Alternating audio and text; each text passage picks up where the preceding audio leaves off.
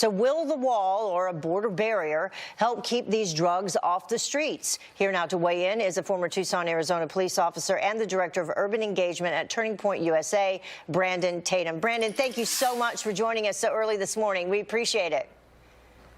Yeah, thanks for having me. So it's very timely to have you on because we were just referencing this historic fentanyl seizure that happened back in January, on January 28th, actually.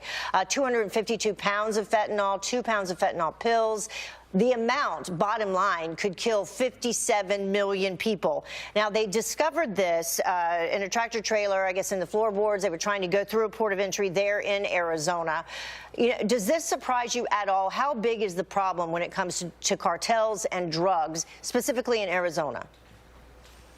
Yeah, it doesn't surprise me at all. The cartel has more financial backing than the Mexican government. They are running the border. As you can tell, even with the rhetoric that's being presented here in America, they're still trying to send hundreds of millions of dollars worth of drugs through our border. This is exactly why we need more border security so that our Border Patrol agents and local law enforcement can focus on some of these areas instead of trying to patrol this empty border and vacant places where there's no wall. Yeah, and this particular seizure happened, you know, involving a tractor trailer through a port of entry. But the other thing that they're doing are all these tunnels in Arizona. Tell us about that.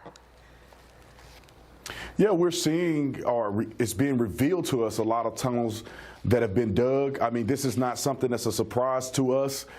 Again, we need to secure a barrier there so that our Border Patrol agents can focus on things like tunnels being dug and other means that the cartel and people in Mexico are trying to utilize to get drugs, guns, sex trafficking, and other things into our country illegally. Yeah, and when you hear Democrats say, and I keep asking people this, people that have firsthand knowledge like you down there at the border in these border states, when you hear Democrats talk about this being a manufactured crisis, but then you look at these incidents involving drugs and guns and the cartel, what would you say directly to them?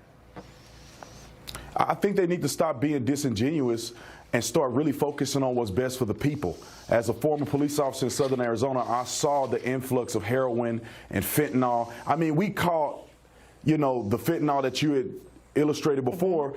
Imagine how much fentanyl we don't catch. Imagine how much heroin is coming into our country that we don't get in control. People are dying every single day. It's not a manufactured crisis. All you got to do is ask anybody on the Border Patrol or ask the family of people who are overdosing almost on a day-to-day basis. So I would tell them to stop being disingenuous, start focusing on American people, and stop with the hatred against President Donald Trump. Yeah, you know, it's impacting these individual families. It's impacting communities as a whole. And we appreciate you, you know, being able to talk about your firsthand experience.